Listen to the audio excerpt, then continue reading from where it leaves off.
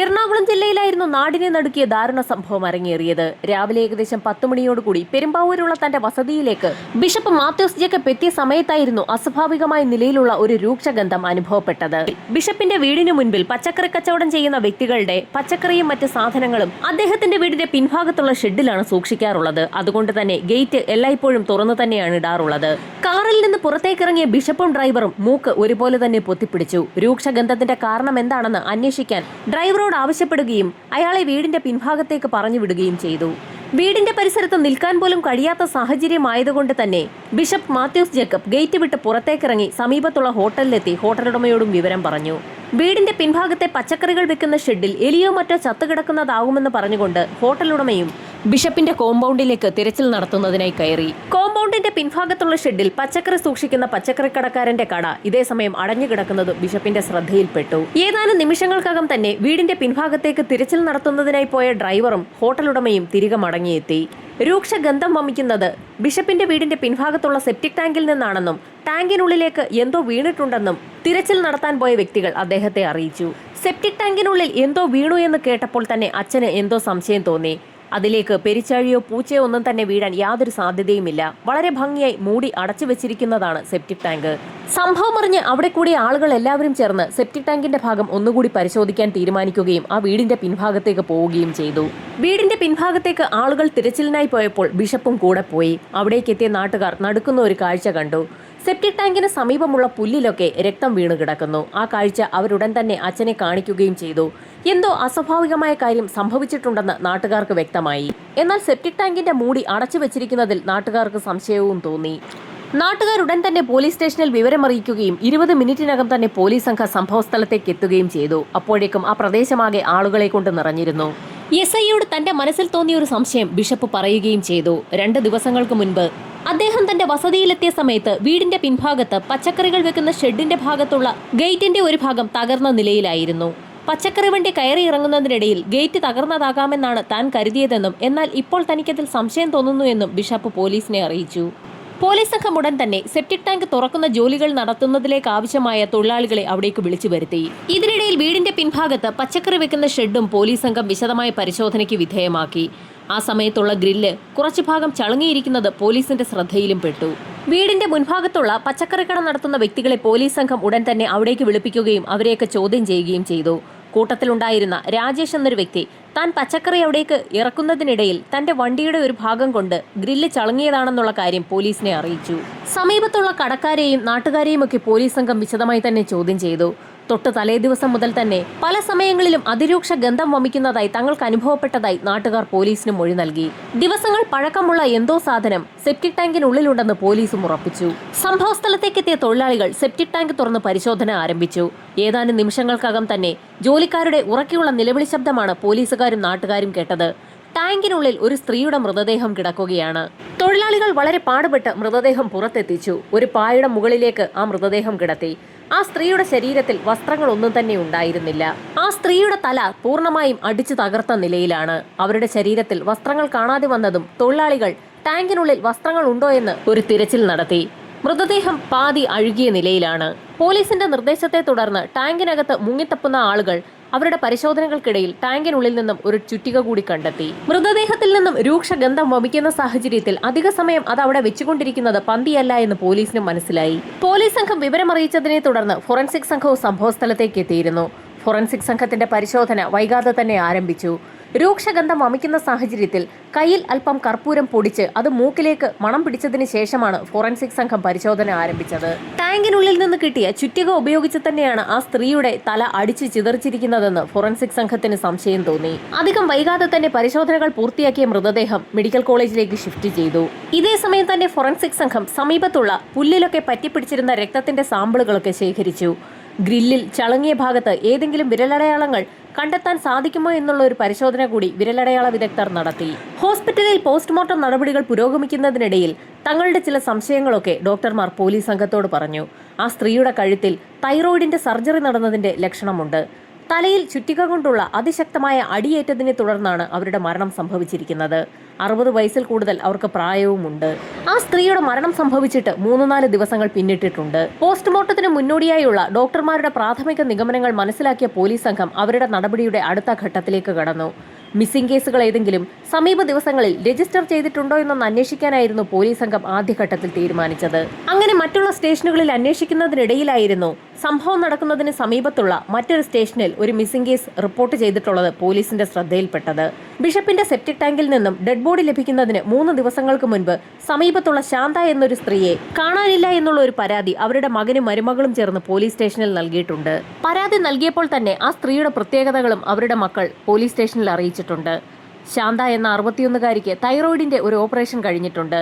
അത് മാത്രവുമല്ല, അവരുടെ ശരീരത്തിൽ 12 പവനോളം തൂക്കം വരുന്ന ആഭരണങ്ങളുമുണ്ട്. ആഭരണങ്ങൾ അണിയാതെ ആ സ്ത്രീ പുറത്തേക്ക് പോകാറേയില്ല. ഈ പരാതി വായിച്ചു നോക്കിയപ്പോഴായിരുന്നു പോലീസിന് ഒരു സംശയം തോന്നിയത്. പോസ്റ്റ്മോർട്ടം ടേബിളിൽ കിടത്തിയിരിക്കുന്ന ആ ഡെഡ് ബോഡിക്ക് ഒരു ചെവിയില്ലായിരുന്നു. അവരുടെ കാത് വലിച്ചു പറിച്ചെടുത്ത നിലയിലാണ്. അങ്ങനെയെങ്കിൽ മോഷണത്തിനിടയിൽ തന്നെയാകാം കൊലപാതകം നടന്നിരിക്കുന്നതെന്ന് പോലീസിന് വ്യക്തമായി.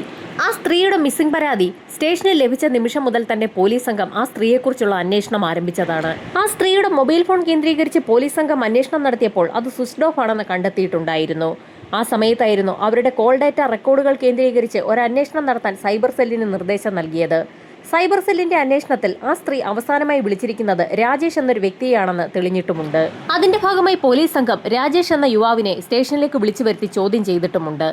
രാജേഷും ആ സ്ത്രീയും തമ്മിൽ ചില പണമിടപാടുകൾ ഉണ്ടായിരുന്നു. അതുമായി ബന്ധപ്പെട്ട് അവർ തമ്മിൽ ഫോൺ വിളിച്ചിട്ടുണ്ടെന്നും ഇപ്പോൾ ആ സ്ത്രീയെ കാണാനില്ല എന്നുള്ള കാര്യം താൻ അറിഞ്ഞു എന്നുമൊക്കെ രാജേഷ് അന്ന് പോലീസിന് മൊഴി നൽകിയിട്ടുണ്ട്. ഈ 2 കേസും ഒന്നു തന്നെയാണോ എന്നറിയുന്നതിനായി പോലീസ് സംഘം ഇപ്പോൾ കിട്ടിയിട്ടുള്ള ഡെഡ് ബോഡി കേന്ദ്രീകരിച്ച് വീണ്ടും അന്വേഷണം ആരംഭിച്ചു. ഇപ്പോൾ ലഭിച്ചിരിക്കുന്ന ഡെഡ് ബോഡി ശാന്തയുടേത് തന്നെയാണോ എന്ന് പോലീസിന് സംശയം തോന്നി. അതിന് കാരണം രാജേഷ് എന്ന പേരുകാരനാണ്. ബിഷപ്പിന്റെ വീടിന്റെ പിൻഭാഗത്തെ ഗ്രില്ല് തകർന്നതുമായി ബന്ധപ്പെട്ട് പോലീസ് സംഘം പച്ചക്കറിക്കടക്കാരെ ചോദ്യം ചെയ്തിരുന്നു. അന്ന് പോലീസുകാർ ചോദ്യം ചെയ്ത കൂട്ടത്തിലും ഒരു രാജേഷ് ഉണ്ട്. ശാന്തകുമാരിയുടെ ഫോണിലേക്ക് വിളിച്ചിരിക്കുന്ന രാജേഷ് എന്ന വ്യക്തിക്ക് കച്ചവടമാണ്. എന്നാൽ അത് എന്തുതരം കച്ചവടമാണെന്നുള്ള കാര്യം പോലീസ് സ്റ്റേഷനിൽ രേഖപ്പെടുത്തിയിട്ടില്ല. ബിഷപ്പിന്റെ വീടിന്റെ പിൻഭാഗത്തുള്ള ഗ്രില്ലിൽ വാഹനം കൊണ്ടുചെന്ന് ഇടിപ്പിച്ചിട്ടുള്ളത് പച്ചക്കറിക്കട നടത്തുന്ന രാജേഷാണ്. രണ്ടും ഒരാൾ തന്നെയാണോ എന്നൊന്ന് അന്വേഷിക്കാൻ പോലീസ് സംഘം പച്ചക്കറിക്കട നടത്തുന്ന രാജേഷിന്റെ ഫോണിലേക്ക് ഒന്ന് വിളിച്ചു നോക്കി. പോലീസിനെ അമ്പരപ്പിച്ചുകൊണ്ട് രാജേഷിന്റെ ഫോൺ സ്വിച്ച്ഡ് ഓഫ് ആണെന്നുള്ള മറുപടിയായിരുന്നു ലഭിച്ചത്. ശാന്തയുടെ മിസ്സിംഗ് കേസുമായി ബന്ധപ്പെട്ട് നേരത്തെ പോലീസ് സംഘം വിളിച്ച രാജേഷിന്റെ അതേ നമ്പർ തന്നെയാണ് പച്ചക്കറിക്കട നടത്തുന്ന രാജേഷിനുമെന്ന് പോലീസിന് വ്യക്തമായി. കൊല്ലപ്പെട്ടിരിക്കുന്നത് ശാന്തകുമാരി തന്നെ ആയിരിക്കാമെന്ന് പോലീസ് സംഘം വിലയിരുത്തി. അത് ഉറപ്പിക്കണമെങ്കിൽ DNA ടെസ്റ്റ് കൂടി കഴിയണം. പോസ്റ്റ്മോർട്ടം നടപടികൾ പൂർത്തിയാക്കി ബോഡി DNA പരിശോധനയ്ക്ക് വിധേയമാക്കിയപ്പോൾ തന്നെ അക്കാര്യം ഉറപ്പായി. മരണപ്പെട്ടിരിക്കുന്നത് ശാന്ത തന്നെയാണ്. 12 പവന്റെ ആഭരണങ്ങൾ ധരിച്ച് പുറത്തേക്ക് പോയ ശാന്ത ഇപ്പോൾ കൊല്ലപ്പെട്ടിരിക്കുകയാണ്.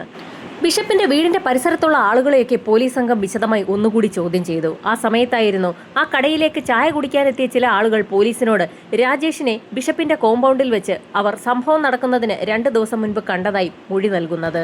പച്ചക്കറിക്കടക്കാരനായ രാജേഷ് ബിഷപ്പിന്റെ വീടും പരിസരവുമൊക്കെ സസൂക്ഷ്മം നിരീക്ഷിക്കുന്ന കാഴ്ചയാണ് അന്ന് നാട്ടുകാരിൽ ചിലർ കണ്ടത്.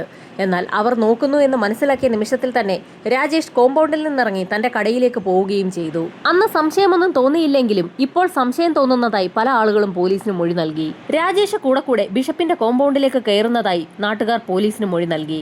അയാൾ എന്തിനായിരിക്കും കോമ്പൗണ്ടിലേക്ക് കയറുന്നതെന്ന് പോലീസിന് സംശയം തോന്നി. രാജേഷിന്റെ ഫോൺ സ്വിച്ച്ഡ് ഓഫ് ആണ്. അവസാനമായി ഓഫായിരിക്കുന്നത് എറണാകുളത്താണ്. പോലീസ് സംഘം മഫ്തിയിൽ എറണാകുളത്തെത്തി റെയിൽവേ സ്റ്റേഷനും ബസ് സ്റ്റാൻഡും ഒക്കെ അരിച്ചുപറക്കി പരിശോധന ആരംഭിച്ചു. ദൂരെ എവിടേക്കോ രക്ഷപ്പെടുന്നതിനായി രാജേഷ് എറണാകുളത്തേക്ക് പോയതായിരിക്കാമെന്ന് പോലീസ് വിലയിരുത്തി. ട്രെയിനിൽ കയറി എവിടേക്കെങ്കിലും രക്ഷപ്പെടാനാണ് സാധ്യത കൂടുതൽ. അക്കാര്യം മനസ്സിലാക്കിയ പോലീസ് സംഘം എറണാകുളം സ്റ്റേഷനിലെ പോലീസുകാരുടെ സഹായത്തോടുകൂടി തന്നെ നോർത്തും സൗത്തും സ്റ്റേഷനുകൾ നിരീക്ഷണത്തിലാക്കി. പിടികിട്ടപ്പുള്ളിയാണ് രാജേഷ് എന്നൊരു വാർത്ത പോലീസ് കൊടുത്തിട്ടില്ലെങ്കിൽ പോലും പോലീസ് അവരുടെ വാട്സ്ആപ്പ് ഗ്രൂപ്പുകളിൽ രാജേഷിന്റെ ഫോട്ടോ നല്ല രീതിയിൽ തന്നെ പ്രചരിപ്പിച്ചിട്ടുണ്ട്. റെയിൽവേ സ്റ്റേഷന് പുറമെ KSRTC സ്റ്റാൻഡും കൂടി പോലീസ് സംഘം നിരീക്ഷണത്തിലാക്കി. പോലീസ് സംഘം രാവും പകലും നിരീക്ഷിക്കുന്നതിനിടയിലായിരുന്നു സൈബർ സെല്ലിന്റെ ഭാഗത്തു നിന്നും നിർണായകമായൊരു വിവരം പോലീസിനെ തേടിയെത്തുന്നത്. സ്വിച്ച്ഡ് ഓഫ് ആക്കിയിരുന്ന രാജേഷിന്റെ മൊബൈൽ ഫോൺ ഇപ്പോൾ ഓൺ ആയിരിക്കുകയാണ്. എറണാകുളത്തെ മറൈൻ ഡ്രൈവിൽ വെച്ചാണ് അത് ഓൺ ആയിരിക്കുന്നത്. മറൈൻ ഡ്രൈവിന് സമീപത്ത് വെച്ച് മൊബൈൽ ഫോൺ ഓൺ ആക്കിയ രാജേഷ് അയാളുടെ ഫോണിൽ മറ്റൊരു കാര്യം കൂടി ചെയ്തിരിക്കുകയാണ്. എറണാകുളത്ത് നിന്നും ബാംഗ്ലൂരിലേക്ക് KSRTCയിൽ ഒരു ടിക്കറ്റ് കൂടി അയാൾ ബുക്ക് ചെയ്തിട്ടുണ്ട്. സൈബർ പോലീസ് ഉടൻ തന്നെ ആ വിവരം ഫീൽഡിലുള്ള പോലീസുകാരെ അറിയിക്കുകയും ചെയ്തു. അതിവേഗം തന്നെ മറൈൻ ഡ്രൈവ് പോലീസ് സംഘം വളഞ്ഞു. രാജേഷിനെ അതിദൂരത്തു നിന്ന് തന്നെ പോലീസുകാർ കണ്ടു. ഫീൽഡിലുള്ള മറ്റ് പോലീസുകാരെ വിവരം അറിയിക്കുന്നതിനായി പോലീസുകാരൻ തന്റെ കൈവശമുണ്ടായിരുന്ന വിസിൽ ഒന്ന് ഊതുകയും ചെയ്തു. വിസിലിന്റെ ശബ്ദം കേട്ട ഉടൻ തന്നെ രാജേഷിന് കാര്യം മനസ്സിലാവുകയും അയാൾ താൻ വന്ന ബൈക്കിൽ തന്നെ അതിവേഗത്തിൽ അവിടെ നിന്ന് പോവുകയും ചെയ്തു. രാജേഷിനെ കണ്ട പോലീസുകാരൻ അയാളുടെ വാഹനത്തിൽ രാജേഷിനെ പിന്തുടർന്നു. ആ സമയം തന്നെ വയർലെസ് സെറ്റിലൂടെ രാജേഷ് രക്ഷപ്പെടാൻ ശ്രമിക്കുന്ന കാര്യം ഫീൽഡിലുള്ള മുഴുവൻ പോലീസുകാർക്കും റിപ്പോർട്ട് ചെയ്യുകയും ചെയ്തു. ഒരുപാട് സമയത്തെ ചേസിന് ശേഷം പോലീസ് സംഘം രാജേഷിനെ എറണാകുളത്തെ MG റോഡിലിട്ട് പിടികൂടി. കസ്റ്റഡിയിലെടുത്ത രാജേഷിനെ പോലീസ് സംഘം സ്റ്റേഷനിലെത്തിച്ച് വിശദമായി തന്നെ ചോദ്യം ചെയ്തു. ആദ്യഘട്ടത്തിൽ തനിക്കൊന്നും അറിയില്ല എന്ന് രാജേഷ് ഉറപ്പിച്ചു പറഞ്ഞു. ഒടുവിൽ പോലീസുകാരുടെ കർക്കശമായ ചോദ്യം ചെയ്യലുകൾക്ക് മുൻപിൽ പിടിച്ചു നിൽക്കാൻ കഴിയാതെ രാജേഷ് പല കഥകളും പറഞ്ഞു തുടങ്ങി. അയാൾ തന്നെയാണ് ശാന്തയെ കൊലപ്പെടുത്തിയത്. സ്വർണ്ണവില കുതിച്ചുയരുന്ന സാഹചര്യത്തിൽ ശാന്തയുടെ ശരീരത്തിലുണ്ടായിരുന്ന ആഭരണങ്ങൾ തന്നെ കൂടുതൽ മോഹിപ്പിച്ചു എന്ന് അയാൾ പോലീസിനോട് പറഞ്ഞു. 12 പവനോളം തൂക്കം വരുന്ന ആഭരണങ്ങളാണ് ശാന്ത സ്ഥിരമായി ധരിക്കാറുള്ളത്. അക്കാര്യം രാജേഷിനും നന്നായി അറിയാം. തന്റെ പച്ചക്കറി കച്ചവടവുമായി ബന്ധപ്പെട്ട് രാജേഷ് പലപ്പോഴും ശാന്തകുമാരിയുടെ കയ്യിൽ നിന്നും പണം വാങ്ങാറുണ്ട്. പണമിടപാട് സുഗമമായി നടക്കുന്ന സാഹചര്യത്തിൽ രാജേഷിനെ ശാന്തയ്ക്ക് തീർത്തും വിശ്വാസവുമായിരുന്നു. ആ വിശ്വാസം മുതലെടുത്തുകൊണ്ട് തന്നെ ശാന്തയുടെ സ്വർണ്ണാഭരണങ്ങൾ കൈക്കലാക്കിയാൽ തന്റെ കടങ്ങളൊക്കെ വീട്ടാൻ കഴിയുമെന്ന് രാജേഷ് മനസ്സിൽ ഉറപ്പിച്ചു. അങ്ങനെ മറ്റാരോടും ആലോചിക്കാതെ തന്നെ രാജേഷ് ഒരു പ്ലാൻ ഉണ്ടാക്കിയെടുത്തു. ആദ്യഘട്ടത്തിൽ അയാളുടെ മനസ്സിലേക്ക് വന്ന ചോദ്യം ശാന്തയെ കൊലപ്പെടുത്തി കഴിഞ്ഞാൽ മൃതദേഹം എവിടെ മറവ് ചെയ്യുമെന്നുള്ളതായിരുന്നു. അത് തന്നെ ആലോചിച്ചുകൊണ്ടിരിക്കുന്നതിനിടയിലായിരുന്നു ഒരു ദിവസം പച്ചക്കറി ബിഷപ്പിന്റെ വീടിന്റെ പിൻഭാഗത്തുള്ള ഷെഡിൽ കൊണ്ടുവെക്കുന്നതിനിടയിൽ വീടിന്റെ പിൻഭാഗത്തുള്ള സെപ്റ്റിക് ടാങ്കിലേക്ക് രാജേഷിന്റെ ശ്രദ്ധ പതിയുന്നത്. റോഡിൽ നിന്ന് നോക്കിക്കഴിഞ്ഞാൽ സെപ്റ്റിക് ടാങ്ക് ആർക്കും കാണാൻ കഴിയില്ല. വീടിന്റെ വലിയൊരു മറവ് തന്നെ ആ ടാങ്കിനുണ്ട്. ആ ടാങ്കിൽ മൃതദേഹം നിക്ഷേപിച്ചു കഴിഞ്ഞാൽ ആരും അറിയില്ല എന്ന് രാജേഷ് ഉറച്ചു വിശ്വസിച്ചു. സെപ്റ്റിക് ടാങ്കിൽ കിടന്ന് ശാന്തകുമാരിയുടെ മൃതദേഹം ദ്രവിച്ചില്ലാതായി തീരും. 10-20 വർഷം കഴിയുമ്പോഴായിരിക്കും ടാങ്ക് പിന്നീട് തുറക്കുക. ആ സമയത്ത് അഥവാ എല്ലിൻകൂടുകളോ തലയോട്ടിയോ കിട്ടിയാലും അത് ആരുടേതാണെന്ന് കണ്ടെത്താൻ ആർക്കും കഴിയില്ല എന്നും രാജേഷ് വിശ്വസിച്ചു. ഡെഡ് ബോഡി കിട്ടാത്തിടത്തോളം കാലം ശാന്തകുമാരി മരണപ്പെട്ടു എന്നുള്ള കാര്യം ആരും തന്നെ മനസ്സിലാക്കുകയുമില്ല.